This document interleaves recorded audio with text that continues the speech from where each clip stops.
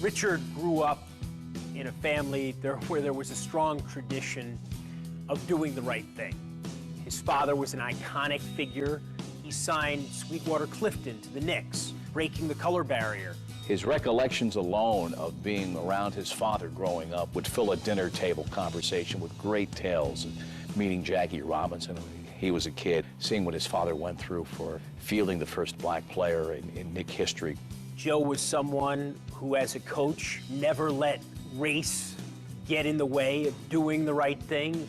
And there's no question that that had a huge impact on Richard himself. When I was 14, I was at a basketball camp with 5 other white guys. One of the white guys was hurling the N-word at the black guy day in and day out till I challenged him, and this guy had knocked me out cold. Well, the black guy was Kareem Abdul-Jabbar, then Lou Alcindor, and a lifelong friendship grew out of that. Everything Richard has fought for has not been popular at the time. And he has been this courageous light that has said, this needs to be said, this needs to be heard, and I'm going to say it. There's a fine line sometimes between being courageous and putting your life on the line. With progress comes pain. And that was a price that he was willing to pay. When I was the American leader of the sports boycott of South Africa, I was actually attacked in my office in a college library by 2 masked men and had the N-word carved in my stomach. Richard had very bravely spoken out against apartheid. There were risks involved. There were just a lot of bigots who didn't like what he had to say. He was attacked for standing up and wanting to right a wrong. And to be brutally attacked as he was, to have the N-word carved with scissors into his stomach, he had to have been frightened beyond words. And a lesser person would have said, okay, that's it, I'm done. Not Rich. They who did that, it's the wrong person. I've been involved in civil rights for the last 28 years of my life, but I can never, ever, ever know what it's like to be black. That's an instantaneous, every minute sentence that society has given to black communities and Hispanic communities in this country, that discrimination can take place at any time. My dad taught me that a leader is somebody who stands up for justice and doesn't block its path. I've spent most of my adult life trying to help young people who live in crises that have become more profound as the generations have gone on. You know, he's really been in the forefront in the whole bridge between sports and using that to achieve equality, not only here in the United States, but around the world. He's been involved in civil rights and race issues for his entire life. I automatically smile when I think of Richard. Wow. I smile and also a tear comes to my eyes. Whew. He's a good man. I thank him. I'm appreciative of the work that he has done. Thank you. Thank you, Richard Lapchick. Thank you for being you, and thank you for wanting this world to be a better place, and because of you, it is.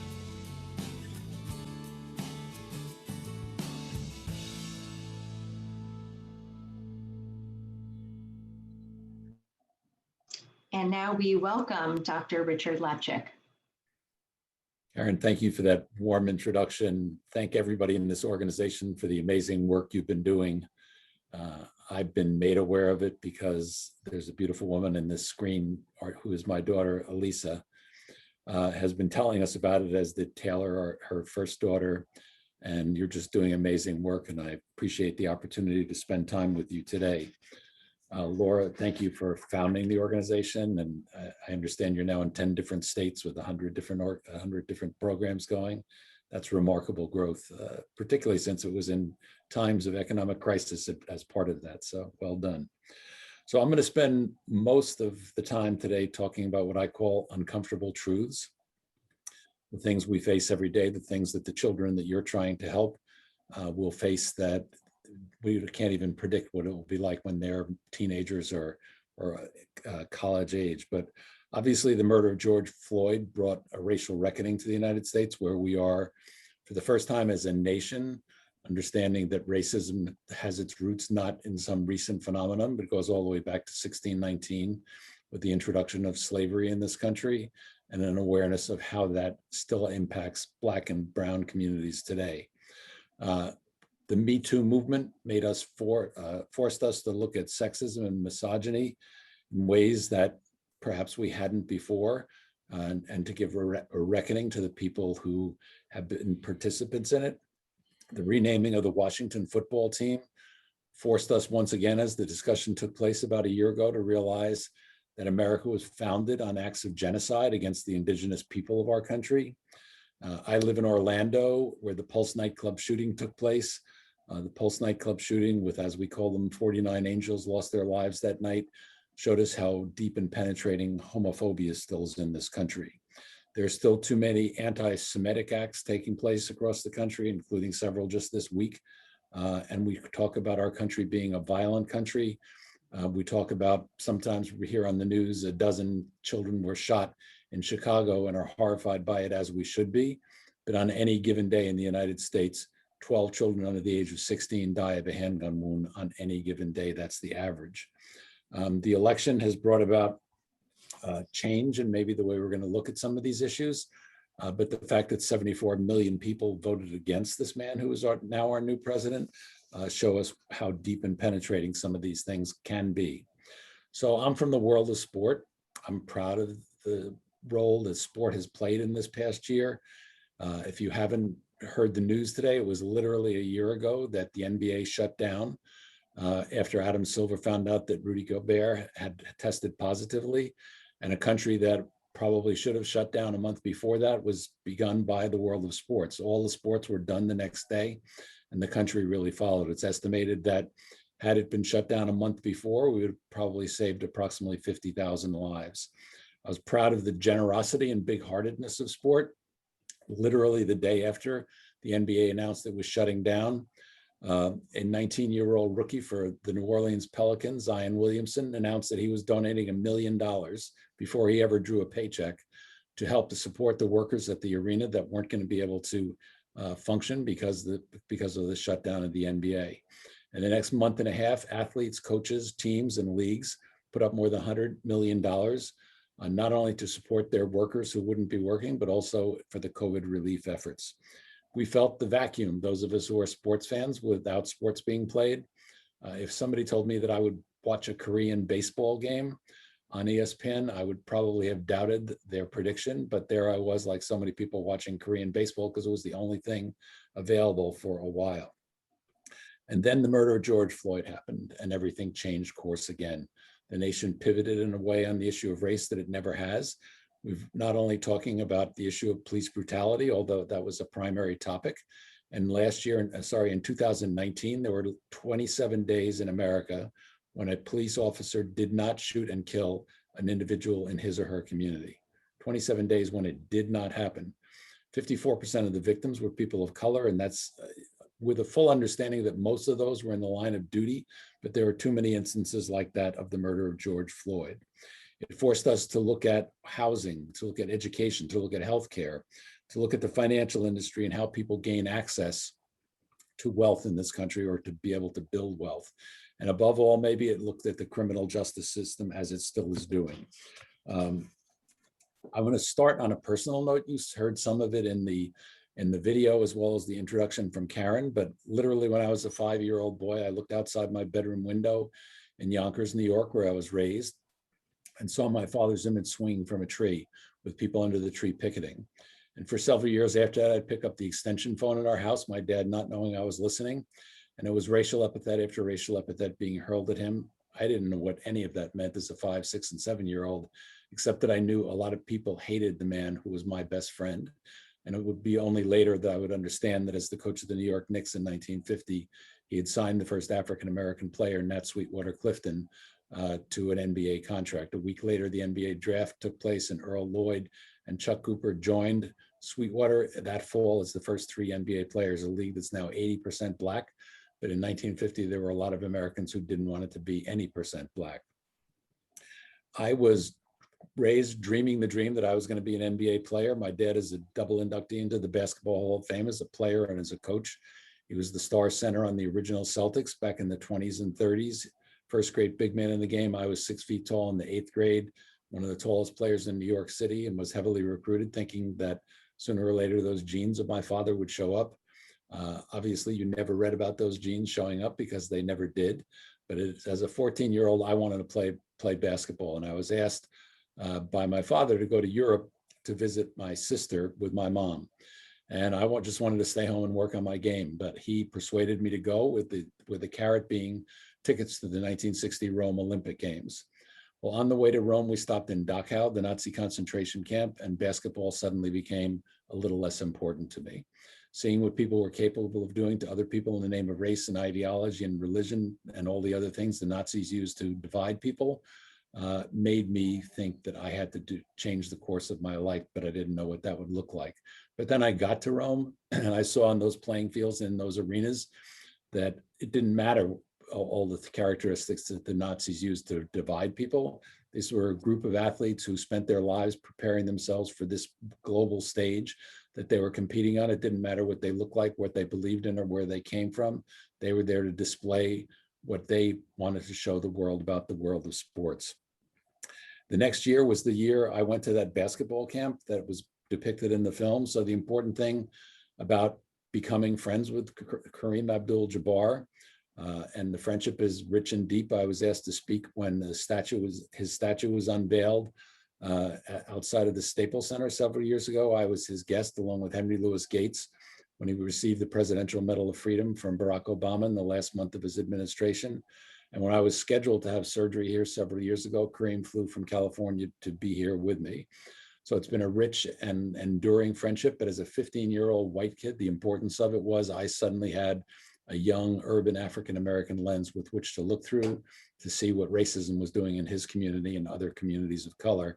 And I decided then, as a 15-year-old boy, that I was going to spend the rest of my life working in the area of civil rights. I had no idea what that would look like as a 15-year-old, but I knew that's what I wanted to do. I went and got a PhD in international race relations. It was literally the first PhD in that subject in the country. And I did my doctoral dissertation on how South Africa used sport as part of its foreign policy and the international protest against it, and compared it to how the Nazis had done that in the 1930s. I started teaching. I didn't think I'd ever be involved in the world of sport again.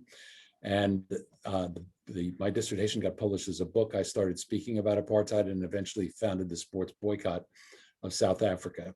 I think people that I see in the audience, and perhaps that I don't see, are of the age that you know what apartheid was, but it was the most racist system of government on the face of the earth in the second half of the 20th century.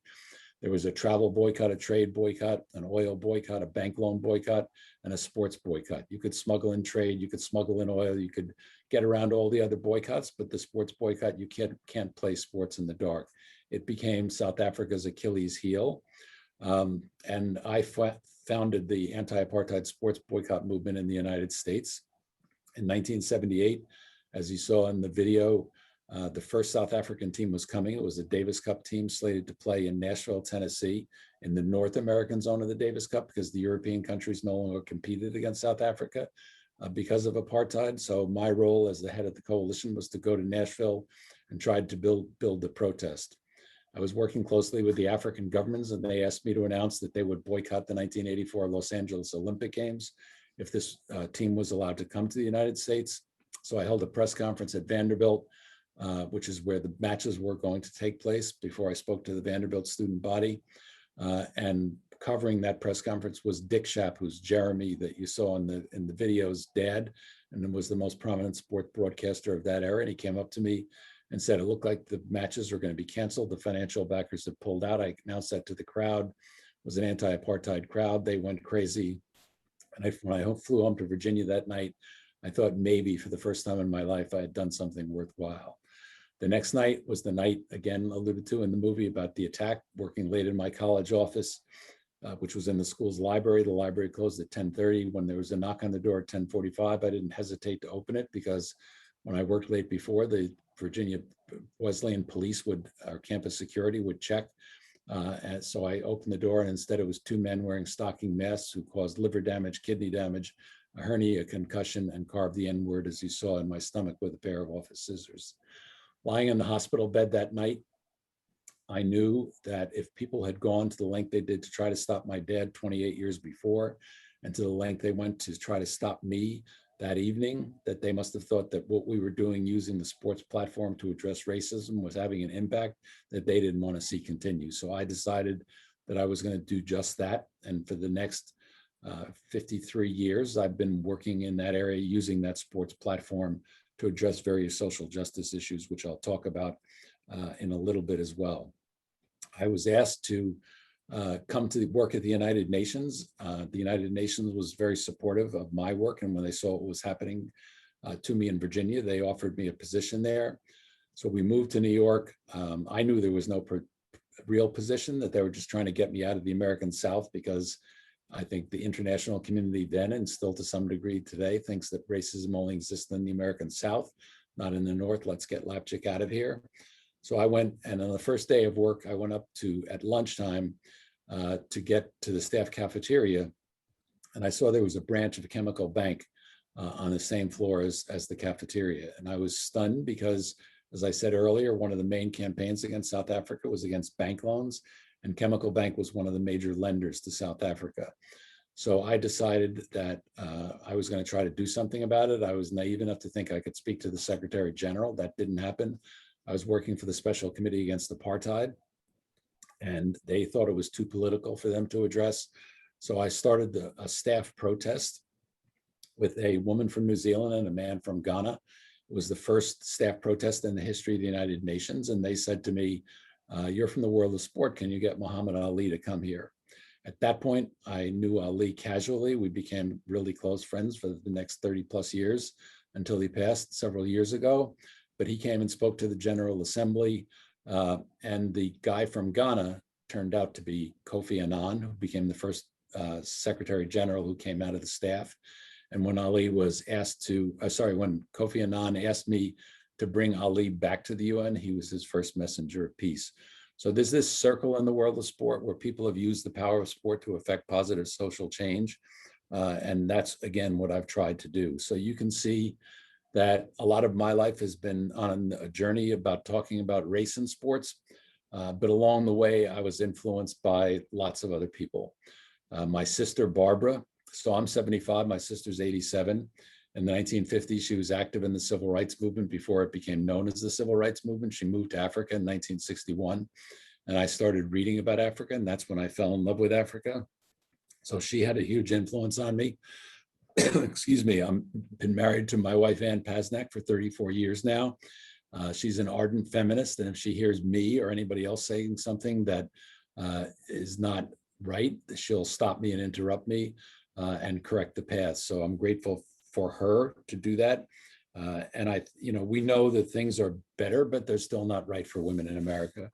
In the 2016 presidential campaign, there was a lot of talk about the wage gap, that women earned 78 cents on the dollar for a man holding the same type of job. What wasn't being said at the time was that if you were an African-American woman, you were earning 64 cents on the dollar. If you were a Latina, you were earning 53 cents on the dollar. Women make up 50.8% of the American population, but they only hold 19% of the seats in the House and 21% of the seats in the Senate. We rank globally, if you can believe this, 100th globally in the percentage of women holding national office. We rank behind Afghanistan, Iraq, and Pakistan, not necessarily known for their feminist views.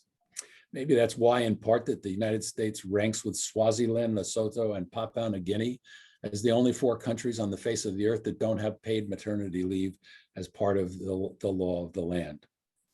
We rank 46th in world maternal mortality rates, behind Saudi Arabia, Libya, Kuwait, and Kazakhstan. Only 4% of Fortune 500 companies are led by women. Yet, when we take a global perspective on the status of women, it gets even worse. So one of the most influential books I ever read was called Half the Sky by Nicholas Kristof and his wife, Cheryl Woodunin, and examined the oppression of women globally, but also the heroic resistance of women to that oppression in their countries. The 2 statistics that I'm going to share with you, there were lots of powerful statistics, but the 2 that were most compelling for me, and still are to this day, even though I say them every time I speak, are that more women and girls died in the 20th century simply because they were a woman or a girl than all of the soldiers who died in all of the combat of the 20th century combined, that more women and girls were murdered in acts of gendercide in any decade in the 20th century than all the people who died in acts of genocide in the 20th century. Every day I wake up and I think of the 32 million girls around the globe who are school age but won't go to school that day because it's either against the customs of the land or the law of the land for a girl to get an education. It's why this then girl, now growing into a woman, hero Malala, won the Nobel Peace Prize as the youngest winner ever because she literally risked her life so girls in her village could get an education. Women and girls between the ages of 15 and 44 globally are more likely to die or be maimed by male violence than because of cancer, malaria, war, and traffic accidents combined. 100,000 girls are sold overseas as 100,000 girls under the age of 12 are sold overseas as child brides, never to see their families again. 100 million women and girls globally have experienced female genital mutilation. If you don't know what that is, it's a surgical procedure on the female genitalia for non-medical reasons. 100 million women and girls. Millions of girls and women are sold into the sex trade and to human trafficking. I'll talk a little bit more about that in depth in a minute or two. Former President Jimmy Carter called the abuse of women and girls the worst human rights abuse on the planet in his book, A Call to Action. I don't know if it's the worst, but it's certainly up there with the worst. But there are so many social justice issues that the children you're trying to reach through your program need to be reached about. When Barack Obama became president, there were 625 hate groups in the United States. When he left office, there were 950 hate groups. Today, at the end of the last administration, there were 1,100 hate groups in the United States. There's an average of 1,100 hate incidents in the United States every year. Our children have learned how to hate. White nationalist groups grew by 55% in the Trump era's during his administration. Our children are also waging war on one another. I mentioned how many children die of a handgun wound every day, 12 on average.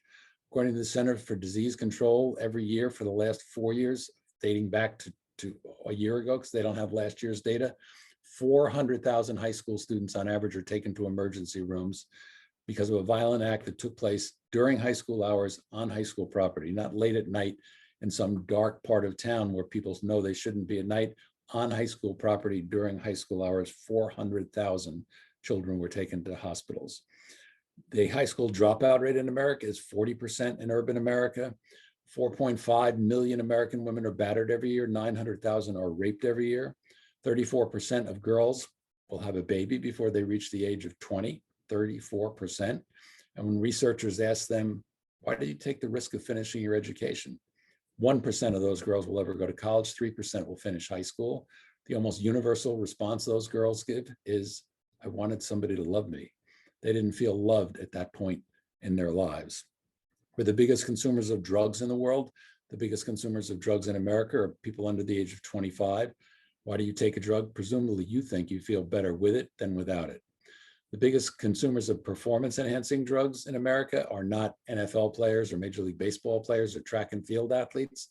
They're teenage boys under the age of 16, the children you're working with, who take this performance-enhancing drug to make themselves stronger or faster, whatever it is they feel they need to change from whatever body God gave them when they were born.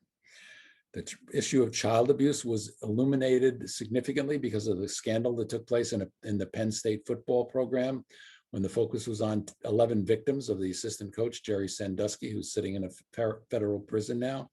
But I hope that in addition to having great empathy and concern about those 11 victims, that we also learned what was highly publicized during this period, that there's a report of child abuse in America every 10 seconds.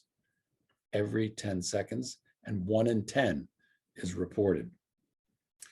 I said I would talk a little bit about human trafficking. So in my work in graduate school, I studied the Atlantic slave trade. So I knew that there were approximately 10 million Africans who ended up in the Americas as enslaved. 8 million ended up enslaved on the continent of Africa. Another 6 million ended up being enslaved in Asia. This is 24 million people over a 240-year span of time. It's estimated that today, as we sit in our offices or living rooms or wherever we happen to be at the moment, it's estimated that between 28 and 32 million people globally are victims of human trafficking. More than half are girls or women. If the girl is brought into being trafficked in the sex trade, the average age a girl goes into that, even in the United States, is 12. By the way, it's estimated, if you're thinking this is something that happens outside of the United States, please understand that there are estimated close to 1 million people who've been trafficked living in the United States. But if that girl is brought into the sex trade at age 12, she's going to have sex 10 times a day, 365 days a year. If somehow she became freed by the time she reached the age of 16, which is not likely, it's more likely that she would die of HIV/AIDS or be beaten to death by her pimp if she tried to escape. But if she did escape, she would have been raped nearly 17,000 times. Now, all of us know, or perhaps ourselves have been victims of a sexual assault and know how difficult it is to live with that and to ever shake it off. It's almost impossible. Imagine being one of those girls, being the victim that much. Again, from the world of sport, as I mentioned earlier, people always talk about sport being a big business, and it is. The 67 top sports leagues globally earned $62.5 billion last year. That's how big the sports industry is. It's huge. Human trafficking netted a revenue of $150 billion last year, 2.5 times the size of the entire income of the world of sports. But what I want to focus on more than anything else today, because when we talk about the racial reckoning, this is where it really takes place, and that's the wealth gap in America today. According to Forbes magazine, the list of 400 wealthiest Americans, I'm going to say this slowly and repeat it because it's so hard to comprehend. The Forbes list of the 400 wealthiest Americans have an aggregate wealth greater than all 42 million African Americans combined. 400 people in the United States have an aggregate wealth greater than all 42 million African Americans combined. That is the root cause of every other social justice issue that we're talking about: the healthcare system, the criminal justice system, the education system, housing, the financial industry. Until that enormous wealth gap shrinks, it's going to be difficult to accomplish anything. It also affects the lifespan of the person. A person in the top 10 income earners in the United States lives 14 years longer than somebody's in the bottom 10% bracket. Black infants die at a rate more than twice that of white babies. We've all read about during this COVID period about how COVID disproportionately affects communities of color, being 3 to 4 times higher, both impact contracting the disease as well as dying from it. We have 5% of the world's population in the United States, but we have 25% of the world's prison population in the United States. They're mostly brown and black. They've mostly committed crimes that won't even be on the books in the years ahead as drug laws are dramatically changed around the country. It's a serious issue, that one and all the other ones I referred to. So I will have spoken maybe 30 minutes by the time I stop. And if it's a typical 30 minutes in the United States, this would have happened in our country. 70 children dropped out of school. 23 high school students were victimized by violence. A child under the age of 16 was likely killed by a handgun. 42 children were reported missing. 23 babies were born to a teenage mother. 1,800 children were abused. 258 women or girls were battered. 52 were raped. 57 were enslaved during these 30 minutes that I'll be speaking to you today. I don't have any doubt that if there were more women and people of color in leadership positions in our country, that we would be addressing these social justice issues instead of the issues that are generally addressed at a national level.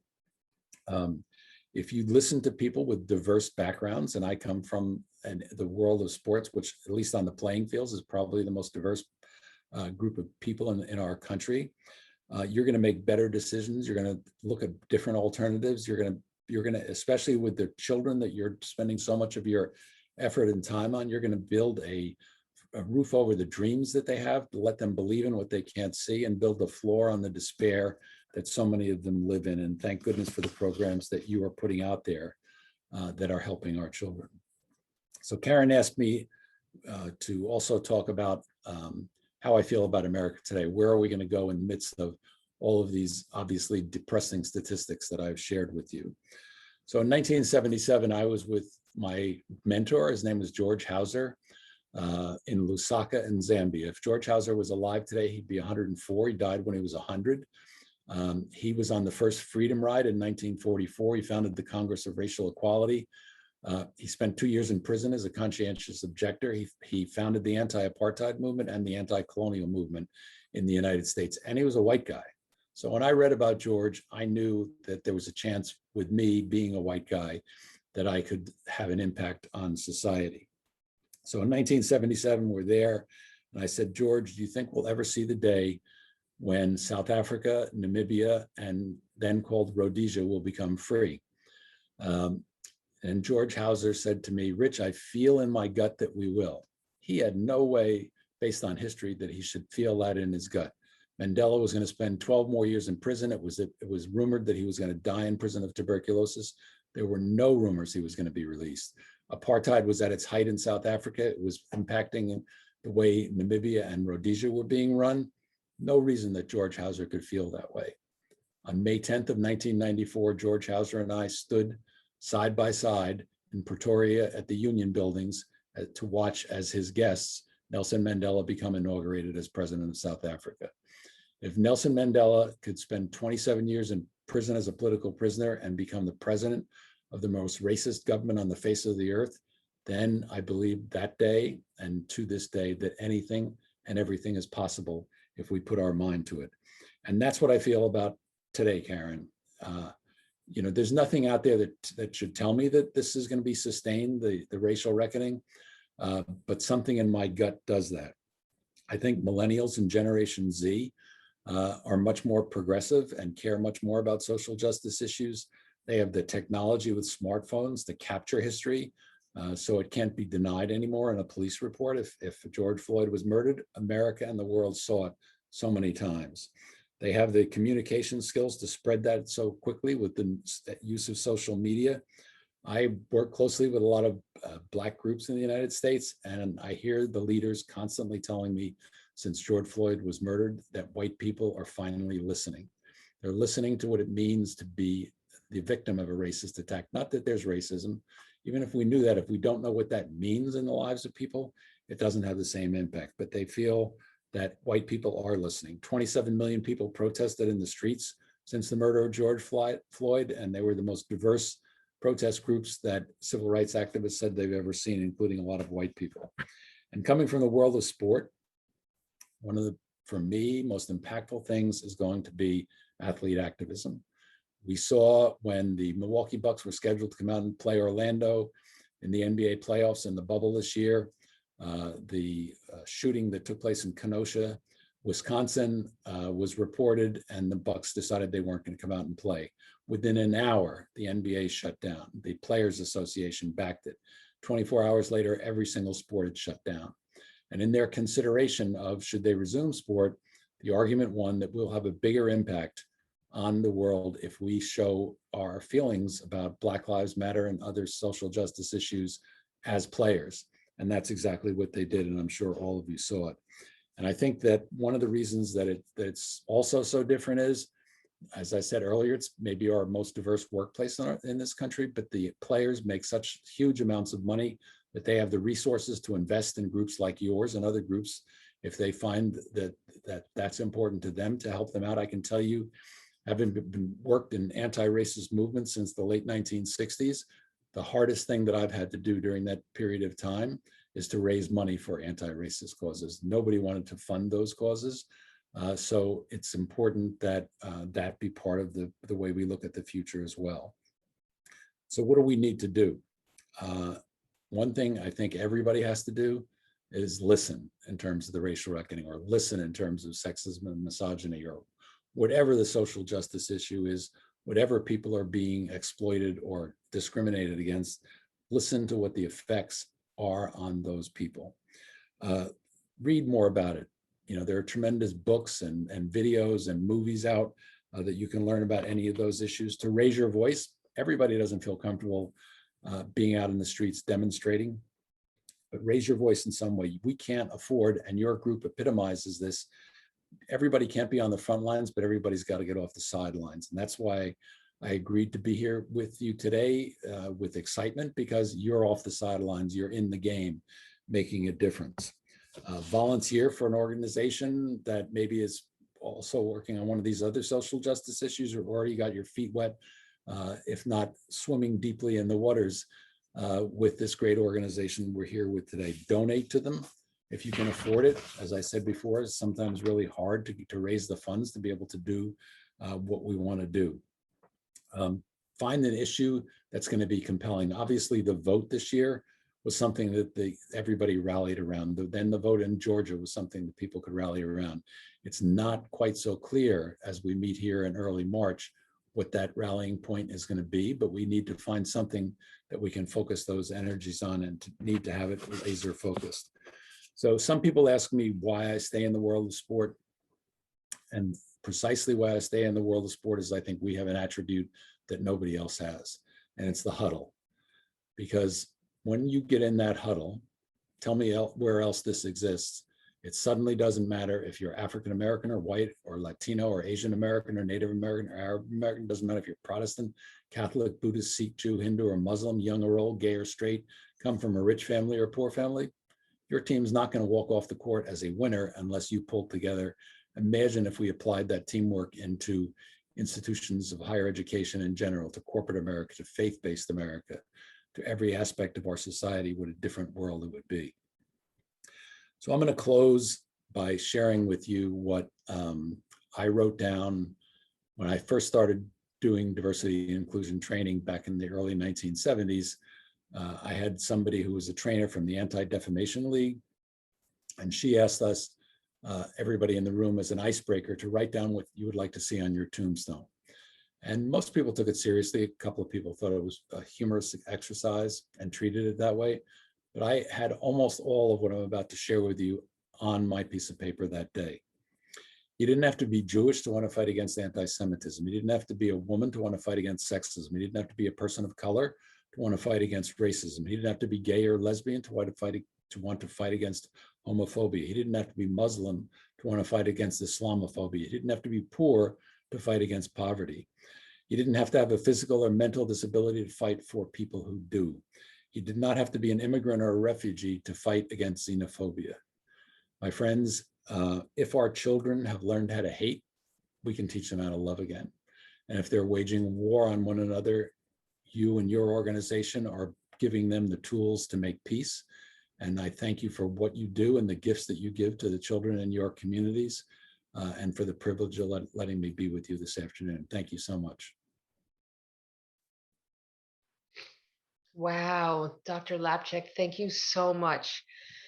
I can barely breathe. That was so moving, and I'm very inspired. So can we open up the floor for some questions? Do you have time for some questions and answers? Sure. Okay, fantastic. Thank you so much. You're welcome. Who has a question? Oh, wait, Tom's muted. Hold on. There you go. Dr. Lapchick, I appreciated the presentation. I was thinking about Colin Kaepernick and Eric Reed back when they started the kneeling during the anthem movement for social justice.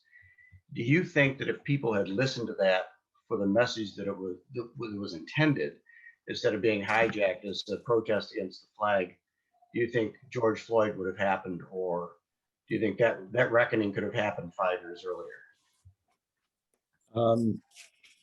I do think we would be in a different place if they were listened to, but it's almost, I've spent since the late 60s really trying to get athletes to be active, and it's usually paying a huge price for being active.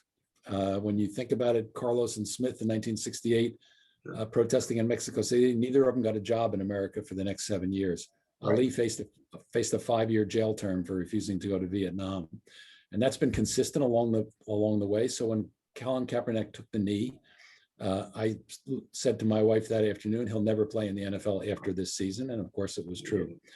But what happened in the interim and in the times leading up to it is right before Kaepernick did that, Muhammad Ali had died. And we saw, and athletes saw particularly, the outpouring of love for Ali. We were at his funeral, 125,000 people in the streets of Louisville, another 17,000 in the Yum Center, tributes being paid there. and especially in the media, because young athletes, like young people, don't really have much of a sense of history. So they knew Ali was, did something for social justice, and they knew he was a great boxer, but that was about it. But they read the depth and breadth of what he did. And I think they thought more for the first time that maybe I can do this, and it will be appreciated. Shortly after that, the 4 NBA superstars took the stage at the ESPYs and talked about police brutality and racism in America, and they were held in high esteem by people around the country. Opinions were beginning to change. The Pope actually I think it was mentioned in the introduction that I've spoken in the Vatican. The occasion was the Pope held a summit on sport and service to humanity. So the Pope lent his voice to other world leaders who have talked about using sport for the good. And that's when Colin came out, and Colin, came out too early for his own future, but I'm sure you would agree that his place in history is going to be a lot greater than if he played quarterback for the next 4 years in the NFL. Would it have prevented the murder of George Floyd? Probably not, but we might have opened the discussion a lot earlier if America was listening. I think that when the NFL players on Friday night released a tape about them being unhappy is a major understatement with the NFL's position on social justice, and Roger Goodell responded the next day. I think Roger was genuine and sincere in that he thought that I didn't get it at first, and apologized that he didn't. I think we're listening now. Public opinion polls, the most encouraging thing since I'm in this world of sport is public opinion polls, which I think were widely against Colin Kaepernick in 2016, now overwhelmingly support athlete activism. 77% of sports fans support their athlete activism, 78% support their teams supporting the athletes, and 82% supported the brands that they buy getting involved in social justice issues. So I think there's been a huge shift that we need to take advantage of to sustain what's happening right now. Thanks. Sorry for that long-winded answer. I apologize. It's good. Thank you. I have something. At the risk of sounding potentially foolish, when I look around me and I think about talking to people about, just listening and learning, everyone seems to be so at the ready to be defensive and I can't hear that, and not willing to be open at all. So I try to navigate this. How do I open the door just a little so that they don't immediately shut down, so that we can have a little bit of a conversation? But I'm really struggling with it. I don't know how to get in with, even if you make a post on social media, you can get pummeled because people are so ready to attack without even hearing where you're coming from. And I don't know where to go from there. Like, how do you take the steps to get people to hear you? Well, I think we're at a transition stage. And when I was attacked in 1978, there are only a few of you who are probably around at that point, and as adults.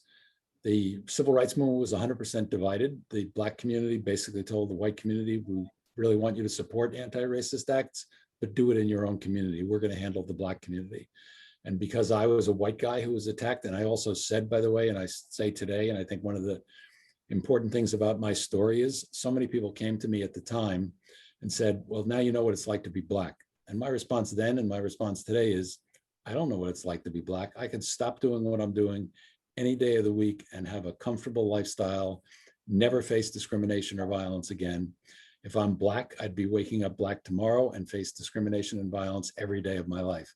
Hopefully that would never happen, but it's always going to be the possibility there.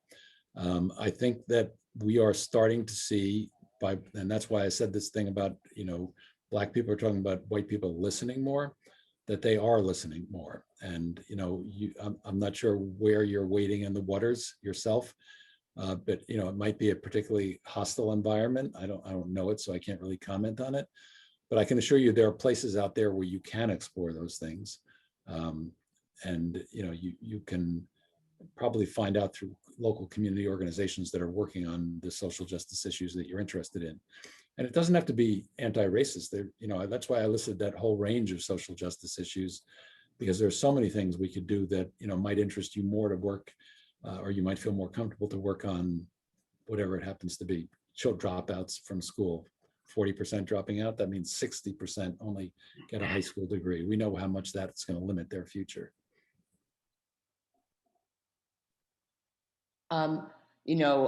First of all, like, wow. Like I was doing stuff for my son, but I was listening. I had him in between listening. And one of the things that to me is so powerful, and I know why my big love of Kindness Matters 365 is, engaging children, because, love breeds love and hate breeds hate. And one of the things me and my teenage son at 15 were talking about was the racist remark from the Heat player. And he had told me what another football player had wrote to him, Edelman, about like showing love when someone was showing hate.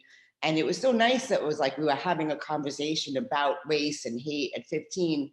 And I wonder, just as you said, what you could predict what your mentor taught you is, I feel like these kids need to be taught this. And maybe that's part of like in schools, like, my big thing is my kids are still learning the same thing about history, but maybe that would be wonderful if the stuff that you talk about and stuff like that could be education to our children, because knowledge is power. And our kids don't, they're learning about it now because of social media, so they're more aware of everything that's going on than I was at his age, because we didn't have the internet and all the social media platforms. But do you think one day this is something that would be taught in schools or, brought into our education system? Because to me, that's get them while they're young to understand.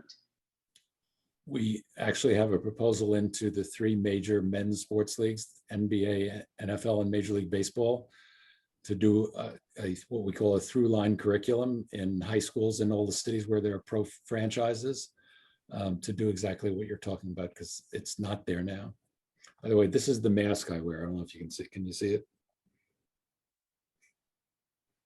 That's fabulous. Thank you.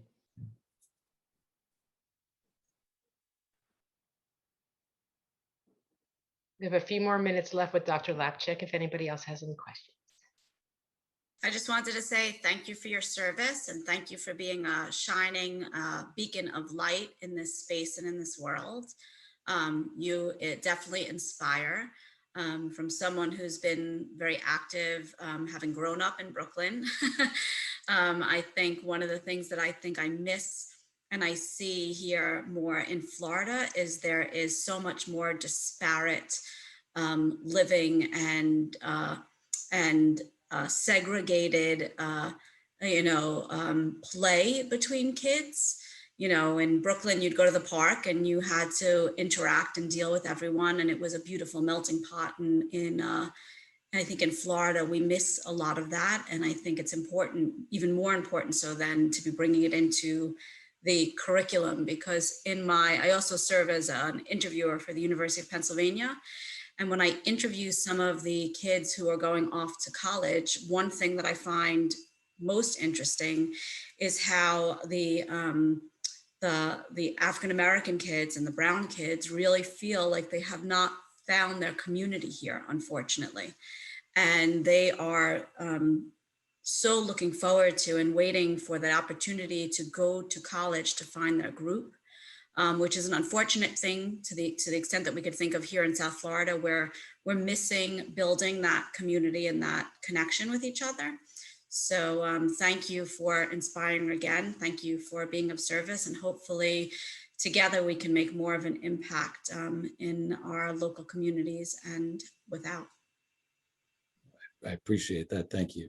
And I want to acknowledge something, that I've been able to do what I do because of the support of my family. One critical member is in your audience, not saying, hey, stop there, this is dangerous, but actually encouraging me to do what I do. And because of, I call her Chamie, which is her name at birth, but Elisa, and her brother and other sister and my wife, it's a team effort in terms of that moral support.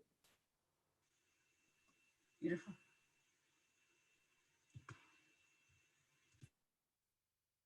Any other questions? Elisa, you must be so proud. You must be so proud. I'm proud, and he's not my father.